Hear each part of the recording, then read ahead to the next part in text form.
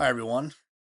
Week three prompt risk, return, and relevance, examining the role of CAPM today. First question is CAPM still useful in modern markets? I would say yes, but to an extent. With the rise of behavioral finance, market inefficiencies, and the increasing role of intangible assets and technology, I think the weight of how some investors relied on CAPM may have gone down. But I still believe that CAPM and that model is still relevant in today's market. It provides a data driven assessment of risk and return before making that investment. It's also a tool to have in your toolbox for making informed decisions. Uh, I'd rather have that tool in my toolbox and not have it and pull it out when I need it. I would also agree that in certain markets like technology, CAPM may be considered less relevant because of the volatility and uncertainty of newer industries like AI. Um, And in those industries, there's less historical data. The AI boom arguably happened within the past 5, 6 years and is becoming more ingrained into our everyday lives. So there's some risk with that on where that industry is going and how it's going to affect, I think, other industries. But the assumptions are looking promising, which I think increases the likelihood for people to take more riskier investments into some of those AI companies and supporting industries that help manufacture chips and conductors for making AI possible.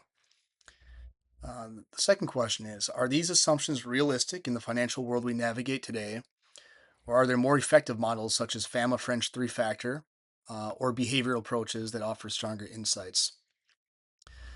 Um, there are more models that have a larger impact when it comes to assessing risk and establishing a required rate of return, like the Fama French 3 model.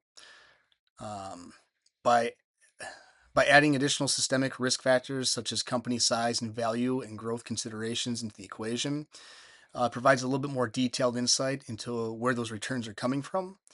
Uh, but CAPM and the FAMA Free French, sorry, Three French Factor Model are tools for the investor to or analyst, no different from other financial ratios like the quick ratio or current ratio when assessing liquidity. It's just to have a more in-depth tool again in your toolbox, depending on what your goal, depending on what your goal is, by applying those formulas. They both offer insight into performance, but each provides options for how granular or specific those requirements are for a little bit more tighter results.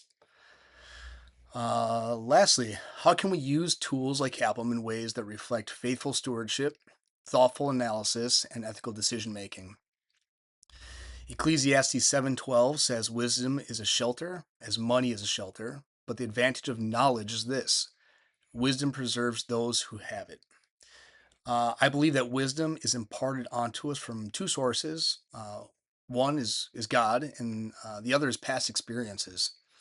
Ecclesiastes 7:12 is a good reminder, encouragement that fostering knowledge is an alignment of gaining wisdom and applying that knowledge to the problem or goal set before us is the practice of stewardship. Um, so I think models like CAPM or the FAMA French three factor model are ways to preserve what we have and to steward what we have been entrusted with. Um, Both these models help us to tap into some of that wisdom to be good stewards of what we've been entrusted with. So those are my answers for this week. Thank you.